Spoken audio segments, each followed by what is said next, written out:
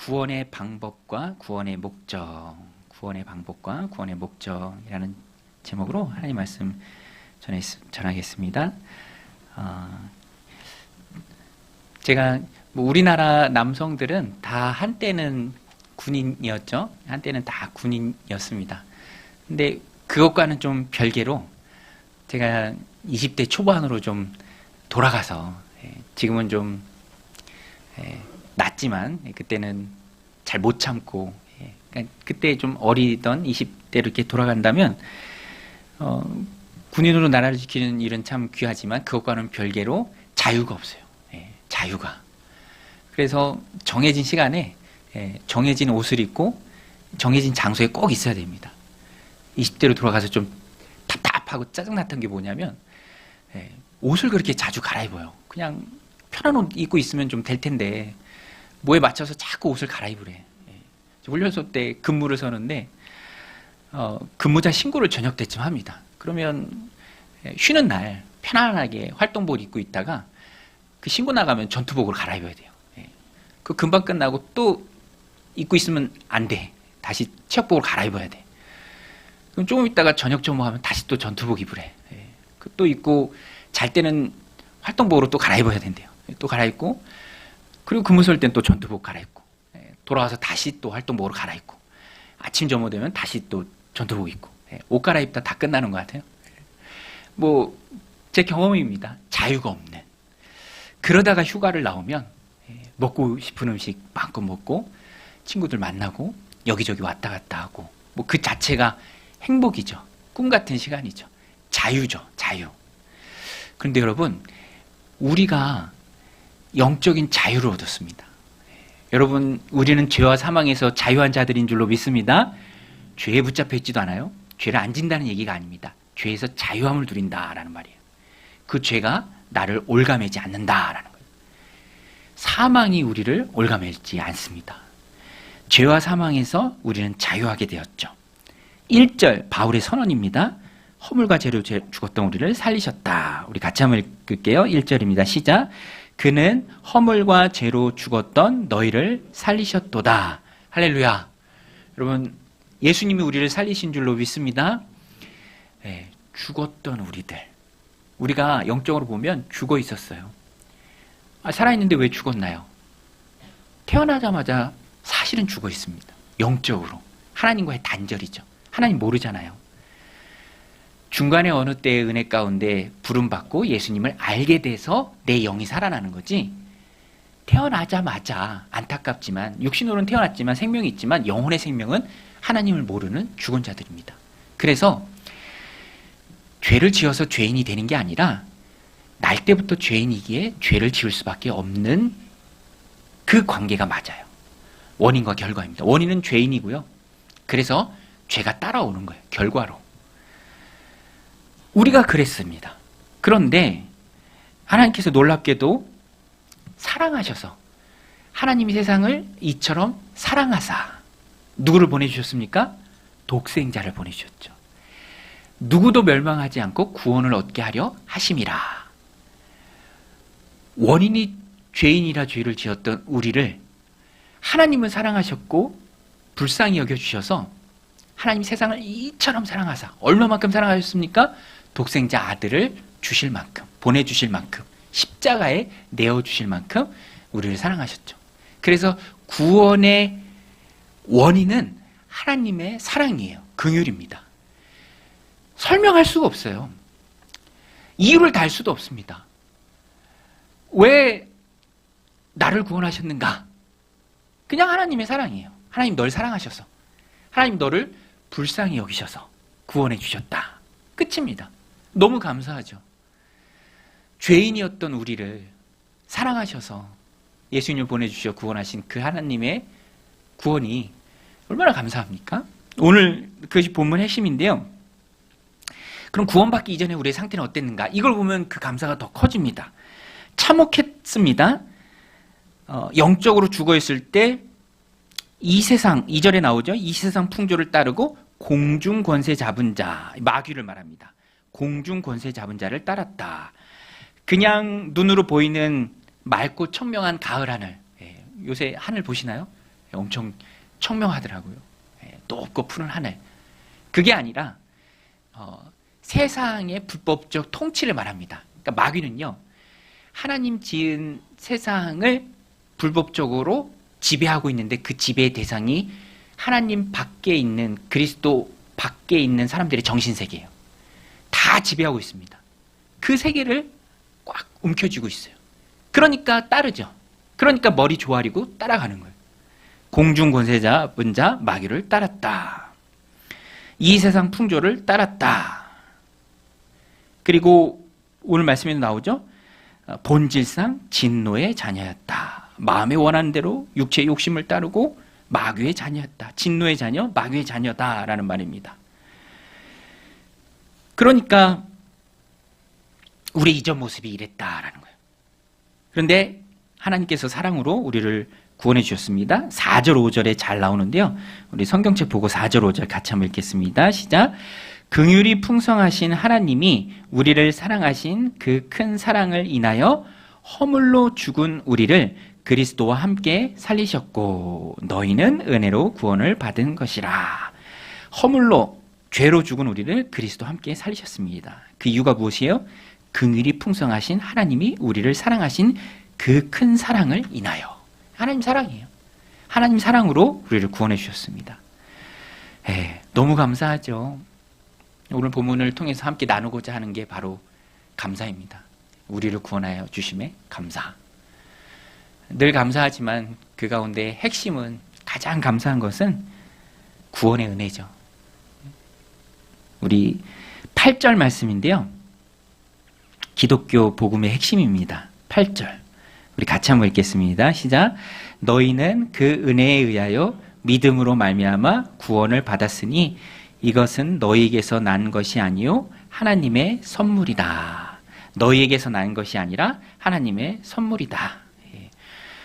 여러분, 구원은 하나님의 선물인 줄로 믿습니다. 하나님의 선물이에요. 선물 받으니까 기분 좋죠. 선물이 헬라어로 도른이라는 말인데요. 공짜를 의미합니다. 우리 의미랑 똑같아요. 값없이 주어지는 거. 공짜. 공짜가 좋잖아요. 마케팅에서도 막 이용합니다. 뭐 세상의 논리가 다 이제 물질이니까 이목을 끄는 거죠. 막 열심히 걸어도 막 돈을 주더라고요. 조금씩이지만, 그죠? 열심히 걷고, 뭐 오랜만에 어디 어플이나 또 웹사이트 방문하면 쿠폰도 막 주고. 목적은 그거예요. 그거 갖고 쓰라. 그거죠. 세상을 지배하고 다스리는 논리는 이 재물입니다. 재물의 관점에서 모든 게 다 이루어지죠. 그런데 복음은 공짜예요. 구원은 거저 주시는 것입니다. 그러니 우리가 어찌 감사하지 않을 수 있습니까? 너무너무 감사하죠. 영혼 불멸이에요. 육신은 어느 때에는 이 땅에서 작별을 고하지만 영혼 불멸입니다. 영혼은 없어지지 않아요. 그 영혼이 하나님 품 안에 거하도록 구원받은 그 자체는 너무너무 감사한 거죠. 값싼 게 아닙니다. 여러분, 오해하시면 안 돼요. 거저라고 해서 값싼 게 아니에요. 여러분, 공기가 공짜잖아요. 그런데 그것을 싸게 평가할 사람이 누가 있어요? 너무너무 귀하잖아요. 그것을 어떻게 값을 매길 수 있겠습니까? 물도 공짜잖아요. 물론 물을 사 먹긴 하지만 원래 다 공짜잖아요. 그저 거저 주는 거잖아요. 부모님을 통해 물려받은 내 생명도 거저잖아요. 내가 내 생명을 얻기 위해 노력한 게 없습니다. 그냥 주어진 거예요. 그렇지만 너무 귀하죠. 그것을 낮게 평가할 수는 없습니다. 영혼 구원을 무엇에 비길까? 값을 매길까? 없습니다.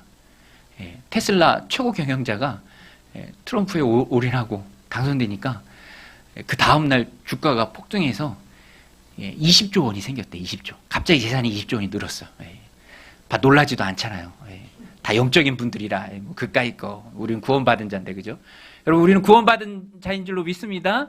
20조 뭐 있으면 뭐 할 거예요? 만약에 구원받지 못한 상태에서 이 땅에서 누릴 수 있는 20조, 200조가 있다 한들 그것은 의미 없는 것입니다. 그래도 20조, 이건 아니에요.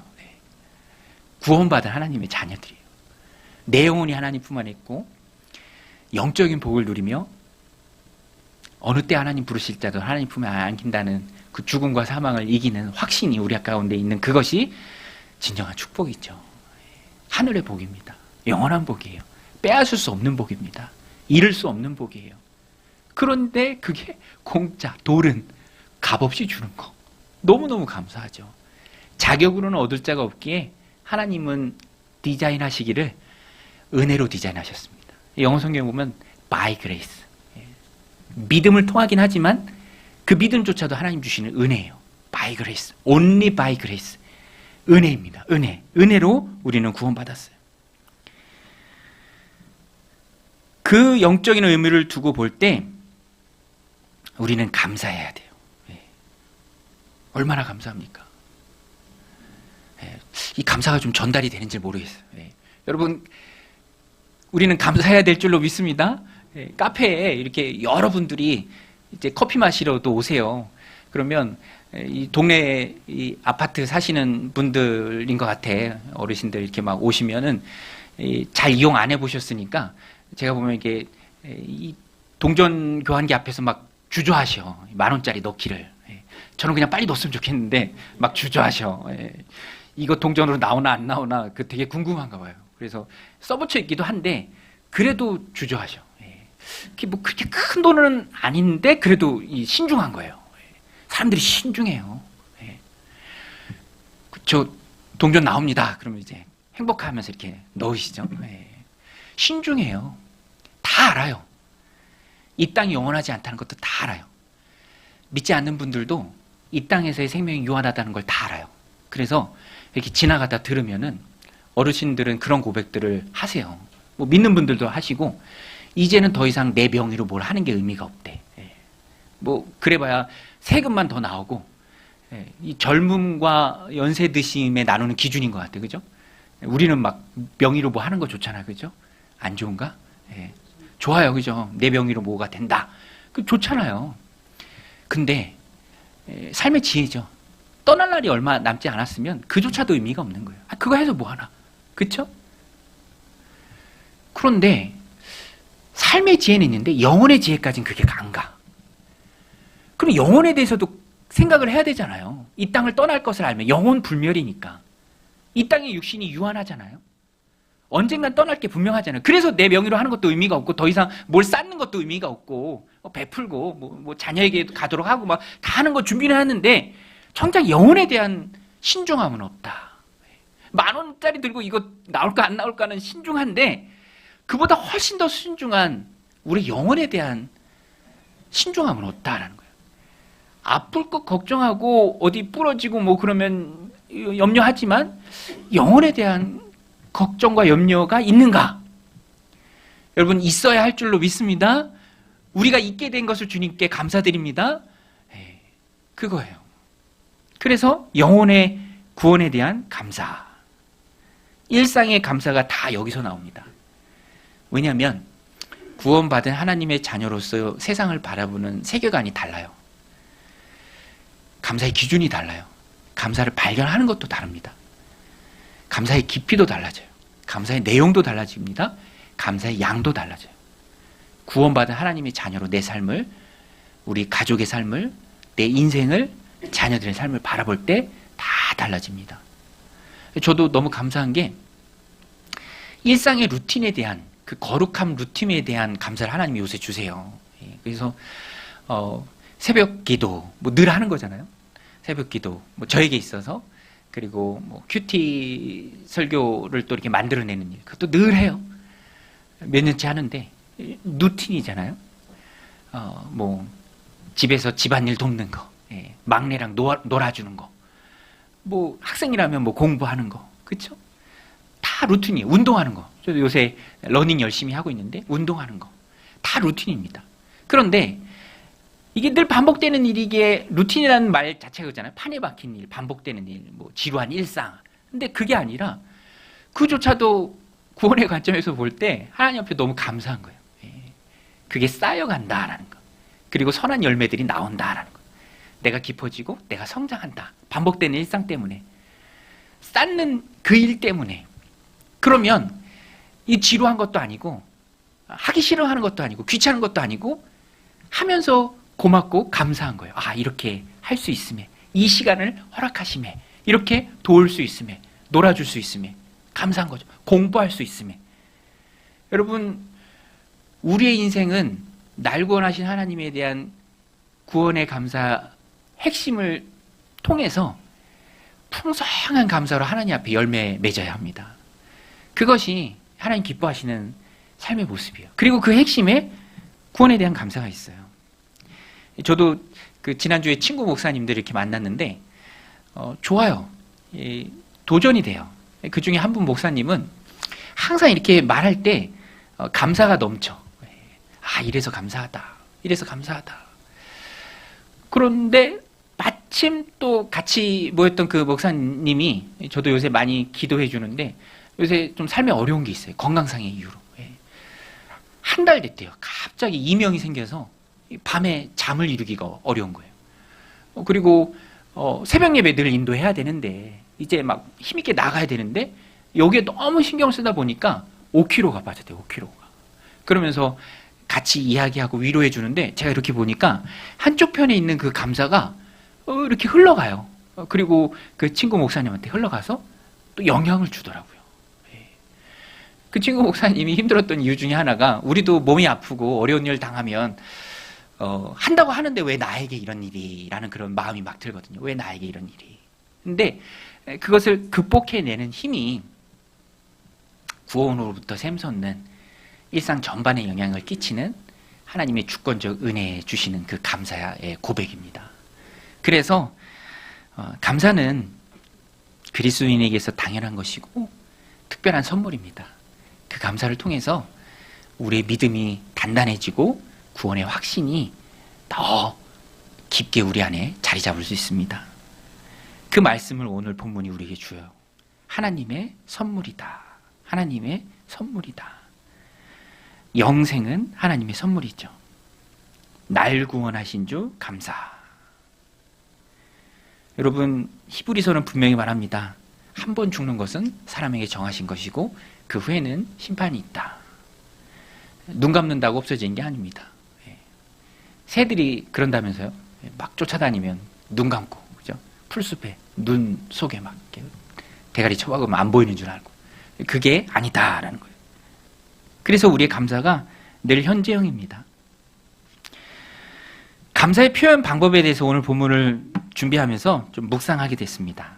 너무 감사한데 이 감사를 어떻게 표현할까? 저는 그 답을 자랑하지 말라. 이 9절 말씀인데요. 행위에서 난 것이 아니니, 선물이에요. 선물이니까 행위에서 난 것이 아니기 때문에 자랑하지 말라. 행위에서 난 것이 아니니 이는 누구든지 자랑하지 못하게 하려 함이라. 자랑하지 말라. 자랑에는 항상 자기가 들어가거든요. 자기가 있어요. 내가 한 거야. 내가 했기 때문에 드러내는 거죠. 자수성가하신 분들이 복음 전하다 보면 다 그런 건 아니지만 어떤 분들은 믿음 생기기가 참 어려워요. 여기 부분에서 많이 걸려. 값없이 주는 은혜다. 공짜다. 너무 힘든 거야, 그게. 노력해서 얻었는데 나는 자랑할 게 있는데 내 삶에 드러낼 게 있는데 신념으로 자리 잡기도 해요. 부정적으로 보면 고집 같은 거죠. 자기가 강해요. 자기가. 받아들이기가 어려워. 자기가 강하니까. 자기가 오케이 하는 것만 이제 넘기고 내 방법에 성공의 경험이 있으니까 내가 한 대로 해서 어느 위치에 올랐으니까 신앙 안에서도 그런 해석을 들고 나올 때가 참 많이 있습니다. 바리새인들이 그랬죠. 자기의가 강해요. 자기의가. 그런데 구원은 절대로 자기의가 끼어들 공간이 없습니다. 그것은 시작부터 과정과 마지막까지 다 하나님의 은혜예요.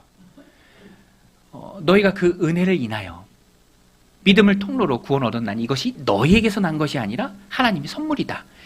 행위에서 난 것이 아니니, 행위가 있으면 자랑할 게 있잖아요. 행위에서 난 것이 아니니 이는 누구든지 자랑하지 못하게 하려 함이라. 주님의 이 은혜는 목적과 연결이 됩니다. 자기가 노력해서 자기가 얻은 거라면 자기의 주장도 내세울 수 있어요. 내가 구원받아서 노력해서 커트라인 넘어서 얻은 것이니 나도 내 뜻이 있습니다 라고 말할 여지가 남죠. 하나님께서 그것을 원천적으로 차단하셨습니다. 하나님의 방법은, 구원 방법은 은혜예요. 여러분, 하나님의 구원 방법은 은혜인 줄로 믿습니다. 우리가 자랑할 게 있나요, 없나요? 자랑할 게 있습니까, 없습니까? 없어요. 그러니까 자랑하면 안 돼요. 여러분, 자랑하지 마시길 바랍니다. 뭐 자랑할 것도 없죠, 그죠? 교회 공동체가 그래요. 자기가 없는 공동체가 교회 공동체입니다. 하나님의 뜻만 남는 공동체가 교회예요. 날 구원하신 하나님의 뜻. 그래서 오늘 본문에 보면 구원의 방법은 은혜고 구원의 목적은 하나님의 뜻입니다. 나를 향한 하나님의 계획이에요. 하나님 우리를 왜 구원하셨는가? 왜 그것을 행위에 두지 않고 구원에 두셔서 거저 받은 은혜에 대해서 구원해 주신 하나님께 감사하며 이렇게 행하라 라고 하나님이 말씀해 주셨는가? 우리 9절 10절인데요. 9절 10절 같이 한번 읽겠습니다. 시작. 행위에서 난 것이 아니니 이는 누구든지 자랑하지 못하게 함이라. 우리는 그가 만드신 바라 그리스도 예수 안에서 선한 일을 위하여 지으심을 받은 자니 이 일은 하나님이 전에 예비하사 우리로 그 가운데서 행하게 하려 하심이라. 10절 앞부분에 우리는 그가 만드신 바라, 하나님의 작품이다라는 거예요. 여러분, 우리는 하나님의 작품인 줄로 믿습니다. 하나님 만드셨어요.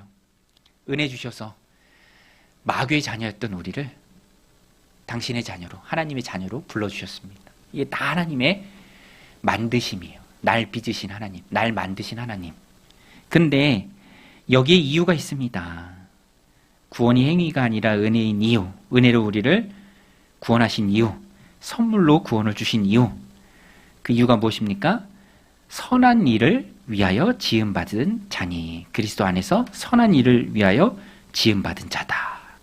이 선한 일이 그 10절 뒷부분에 보면 이 일하고 한 번 더 받아요. 선한 일, 이 일. 그리고 이 일은 뭐냐? 하나님이 전에 예비하신 일. 우리로서 그 가운데 행하게 하려 하심이라. 전에 예비하사, 전부터 계획하신 거예요. 그래서 우리를 만드셨습니다. 선한 일 하라고 은혜로 우리를 불러주셨어요. 그 선한 일은 하나님을 영화롭게 하는 일이에요. 너무 쉽다, 그죠? 하나님을 영화롭게 하는 일. 웨스트민스터 소유리 분당 1번이잖아요. 영원토록 그를 즐거워하는 것. 하나님을 영화롭게 하는 것. 예수님 닮는 것. 우리 아까 찬양했는데요. 예수님 닮는 것이 구원의 목적입니다. 예수님 닮아야 돼요. 에베소서 1장에서도 말하잖아요. 찬송이 되게 하려 함이라. 찬송. 하나님께 영광. 그러니까 우리는 굉장한 책임감을 가지고 하나님 주신 삶을 살아야 돼요. 저는 이 부분에 있어서 좀 얘기하고 싶은 게 뭐냐면, 하나님의 강단에서는 하나님의 바른 뜻이 선포되어야 하는데 앞뒤 제거하고 거두절미하고 복만 외칠 수는 없습니다. 그렇죠, 여러분? 복만 외칠 수는 없어요. 여러분, 복 받을 줄로 믿습니다 라고 앞뒤 끝이 없이 다 말하면 그거는 온전하게 전하는 게 아니에요. 하나님의 복은 하나님 지으신 의도대로 우리가 하나님 주신 삶을 살아나갈 그때에 하나님이 보상의 개념으로 주시는 거예요. 덤이죠, 덤. 하늘 복이 진정한 복이고 이 땅에서의 복도 하나님 주시지만 그 자체가 목적이 될 수는 없습니다. 그것을 받기 위해서 신앙생활 하는 거 아니에요. 그건 잘못된 거예요. 고쳐야 돼요. 목적은 하나님의 영광이에요. 베드로전서 2장 9절에서 말하잖아요. 그러나 너희는 택하신 족속이요 왕같은 제사장들이요 거룩한 나라요 그의 소유가 된 백성이다. 이 얼마나 귀한 축복입니까? 족속으로, 왕같은 제사장으로, 거룩한 나라로, 그의 소유된 백성들로 불러주셨어요. 불러주신 이유가 무엇입니까? 너희를 어두운 데서 불러내어 그의 기이한 빛에 들어가게 하신 이의 아름다운 덕, 하나님의 아름다운 덕을 선포하게 하려 하심이라. 원인과 결과가 분명합니다. 그것을 우린 바로 알고 바로 풀어야 돼요. 그때 우리의 삶도 풀립니다. 그때 힘이 나요. 기도할 수 있어요. 더 간절하게 부르짖을 수 있습니다. 하나님 앞에, 하나님, 내가 하나님 목적을 위해 지음받았고 이 귀한 일을 내가 하나님 앞에 행하고 있습니다. 모세가 그 기도를 올리잖아요. 근데 하나님 은혜 주셔야 하지 않겠습니까? 건강 주셔야 하지 않겠습니까? 내 마음에 평안 주셔야 되지 않겠습니까? 하나님, 그때 내가 하나님의 일들을 더 잘 감당할 수 있습니다. 기도의 힘이죠. 하나님이 오늘 우리를 은혜로 구원해 주셨고 자랑하지 못하게 하셨습니다. 그러니까 우리는 자랑할 수 없어요. 그래서 기독교는 항상 자기와의 싸움이에요. 자기의, 내세우는 의. 바리새인들 항상 예수님 책망하셨잖아요. 항상 들고 나온 게 자기의예요. 자기의. 예. 누가복음 18장에도 보면 바리새인과 세리가 기도할 때 바리새인은 막 하나님, 내가 일주일에 몇 번씩 금식하고 토색 불의 간음 안 하고 12조 잘하고 말씀 잘 지키고 저기 저 세리와도 같지 않음을 감사합니다. 근데 세리는 눈물 흘리면서 하늘도 고개를 못 들고 가슴을 치며 죄인입니다. 하나님 용서해 주옵소서. 근데 하나님의 은혜는 바리새인이 아니라 세리에게로 흘렀습니다. 오늘 우리가 기왕에 구원받은 하나님의 자녀로 이 공동체 생활할 때, 신앙생활 해갈 때, 믿음 생활 해갈 때, 믿음 생활 하나님 나라 가기 전까지 계속 하는 건데 바리새인처럼 생활할 수는 없잖아요. 은혜로 그래서 하나님은 우리를 구원해 주셨고 그것을 늘 기억하게 하십니다. 자랑하지 말라. 행위에서 난 것이 아니다. 자랑하지 말라. 그리고 10절에 바로 그리스도 예수 안에서 선한 일을 하기 위해서 너희는 하나님이 지었다. 하나님의 작품이다. 이 말씀을 바울이 하고 있는 것입니다. 그래서 우리는 늘 그 선한 일을 해야 합니다. 여러분, 우리는 하나님의 은혜로 구원받은 줄로 믿습니다. 하나님의 은혜로 구원받았어요. 감사하십시오. 그리고 구원, 선물로 받은 그 구원 감사하며 그것에 합당한 삶을 우리는 늘 살아야 합니다. 수영을 잘해도요, 한강은 건널 수 있지만 태평양을 건널 수는 없습니다. 그렇죠? 너무 잘하면 막 대한해협이나 도보해협도 건너는 분들이 있지만 수영으로 태평양을 건너는 분들은 없어요. 그건 불가능합니다. 그렇죠, 여러분? 그런 재밌는 말 있잖아요. 사람들이 하는 말 중에 걷는 사람 위에 누구죠? 걷는 사람 위에 뛰는 사람, 그죠? 뛰는 사람 위에 나는 사람, 그죠? 나는 사람 위에 하나 더 있대요. 혹시 아시나요? 나는 사람 위에 일부 예배 때 있었는데 나는 사람 위에 날뛰는 사람이 있대요. 날뛰는 사람, 그죠? 근데 최상위 단계가 한 분 더 있습니다. 날뛰는 사람 위에 날뛰는 사람한테 붙어가는 사람, 딱 붙어가는 사람. 신앙적 관점에서 구원이 바로 그렇습니다. 내 힘으로 안 돼요. 뭐 걷든지 뛰든지 날뛰든지 제 아무리 노력을 해도 안 됩니다. 태평양은 비행기 타고 가야 돼요. 예수님께 붙어서 가야 합니다. 내 힘으로 이룰 수 있는 일이 아니에요. 그리고 그것은 거룩한 하나님의 목적과 딱 연결이 돼요. 자랑하지 말라. 너 구원받은 거 내 은혜다. Only by grace. 오로지 내 은혜다. 네 노력 하나도 없다. 그러니 너는 감사하며 내가 널 구원한 그 목적 그대로 살아내야 하는 사명이 있다. 사명이 있다는. 너희는 먼저 그의 나라와 그의 의를 구하라. 그리하면 이 모든 것을 너에게 더하시리라. 그러니까 교회는 사명 공동체예요. 자랑하지 말라. 오늘 말씀의 핵심입니다. 자랑하지 말라. 자기와의 그 싸움, 거룩한 싸움입니다. 자기 의과의 싸움, 자기 생각, 자기 뜻. 나는 그리스도와 함께 십자가에 못 박혔다. 그런데 이제 내가 사는 것은 내가 사는 것이 아니요 내 안에 그리스도께서 사는 것이라. 부정적 자아와 자기는 자꾸 없어지고 예수님만 드러나는 거예요. 하나님의 뜻만 드러나는 것입니다. 그러니까 하나님의 뜻으로 살아가는 거예요. 그게 바로 믿음 생활, 신앙 생활입니다. 그 가운데 감사가 넘치는 거예요. 감사. 저도 참 그 일상의 감사가 넘치는 그 삶에 하나님께 또 감사드려요. 어제도 우리 목장에서 남이섬 갔는데 사람 되게 많더라고요. 와, 되게 많아. 근데 그 중에 반은 외국인이야. 다 외국 소리가 들려요. 막 알아듣는 것 같아요. 외국 사람들. 근데 우리가 생각할 때, 이게 참 볼 것도 없는데 여기 뭐하러 오나. 그런 생각이 들거든요. 근데 그 외국인들은 그냥 넘겨짚기에, 추측하기에 이 가을이 좋은 것 같아요. 본인들 나라에 막 울긋불긋한 그런 게 없잖아요. 그 청명한 가을 하늘이 없잖아요. 노랗고 노란 은행나무가 없잖아요. 이 선선한 이런 게 없잖아요. 그래서 오는 것 같아요. 그래서. 그러니까 우리도 그런 걸 알면 또 감사하게 돼요. 그렇죠? 감사하게 돼요. 하나님 내게 부어주신 은혜들, 자녀 삼아 주신 은혜들, 여러분, 언제고 하나님 우리를 부르시면 우리는 하나님 품 안에 갑니다. 이 땅에서 눈을 감으면 하나님 품 안에서 눈을 떠요. 그래서 우리에게 거저 주셨어요. 그리고 우리는 그것에 목적을 합니다. 구원의 방법과 구원의 목적을 알아요. 그러면 우리는 하나님 앞에 헌신할 수 있죠. 오늘 말씀을 가지고 사랑하는 성도님께 도전합니다. 적용의 질문이에요. 나는 지금 어느 단계에 있나? 여러분, 어느 단계에 있습니까? 저는 내가 설교하는, 나의 설교를 듣는 모든 분들이 다 구원받았다라고 가정하지 않습니다. 이 중에는 구원받지 못한 분들도 있다라는 가정을 늘 해요. 그리고 그분들도 구원으로 나오기를 소원합니다. 여러분은 어느 단계에 있습니까? 구원받기 전인가요? 구원받은 이후인가요?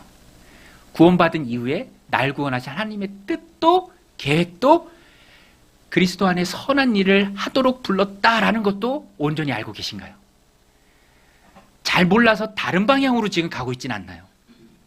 이게 하나님의 계획인데, 이게 하나님의 뜻인데, 자랑하지 말라, 이게 하나님의 뜻인데 혹 다른 방향으로 가고 있나요? 그분들은 또 바꿔야죠.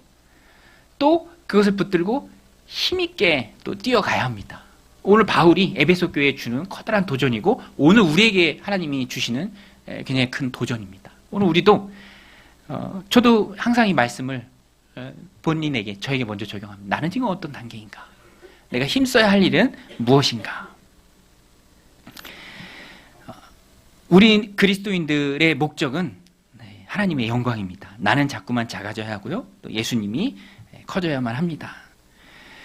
그것이 은혜로 우리를 구원하신 하나님의 방법이고요, 은혜로 우리를 구원하신 하나님의 거룩한 목적입니다.